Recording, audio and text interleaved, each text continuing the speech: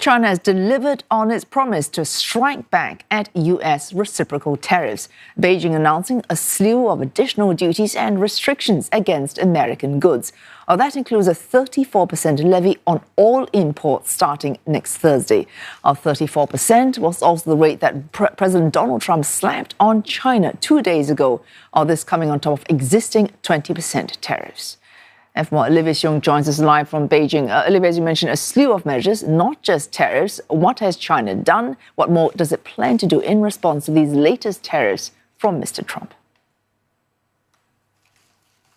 Wei-Su, China here really showing the breadth and depth of its firepower, and its state media is talking about how 11 arrows were fired back at the U.S. And we saw a flurry of announcements this evening from the State Council Tariff Commission, the Ministry of Commerce, as well as China's Customs. Besides the blanket tit-for-tat 34% tariffs on all American products, we are also seeing other existing levers that China has used in the past be escalated. We're talking about export control on more rare earth related items, and these are key materials that are being used in the production of high-tech products like computer chips or electric vehicle batteries. Remember also that the U.S. had put in place those export controls on its own advanced technology and semiconductor manufacturing items to stop it from being exported to China. Now, agricultural products also being targeted in China's response. Customs suspending imports of chicken,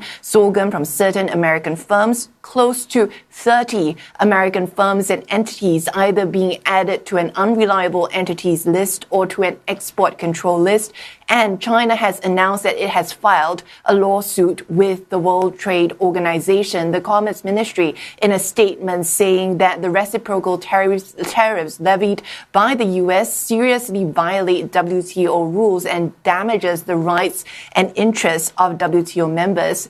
The Beijing calling it, quote, typical unilateral bullying practice that endangers the stability of the global economic and trade order. Very clear where China stands on this. Wei-Su.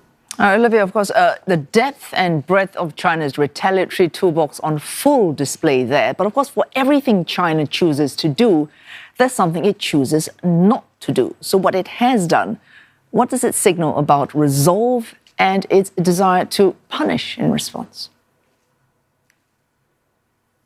Wei-Su, we're talking about two key messages here. One for its domestic audience and the second for the U.S. When it comes to the U.S., the tariff announcement came very swiftly. China showing that it is prepared to retaliate as it has said. But what analysts I have just spoken to have also said that even though China's response is very carefully calibrated, its response, the magnitude of it is much stronger than some had expected as well. Because if you recall, in the last round of tariffs that had been levied by the U.S., we're talking about additional 20% tariffs on Chinese imports.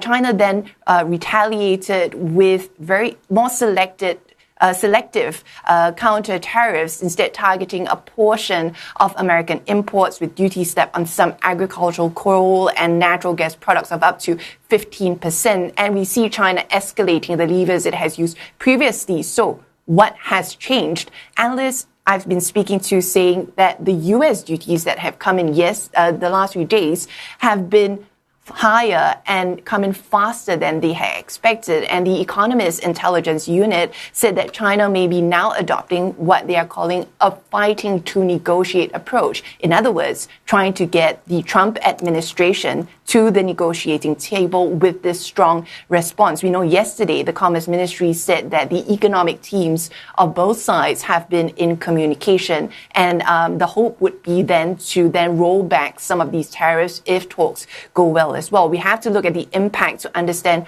why China is responding this way. EIU also having a forecast that the U.S. tariffs could pose a drag of about 1 percentage point on China's GDP growth this year. And so that is significant given the domestic headwinds that it's facing. And now when it comes to the domestic message that China is trying to send out to its audience and citizens is that it's not backing down when it comes to U.S. pressure. Wei-Su. Thanks. Olivia Siong, they're reporting live from Beijing.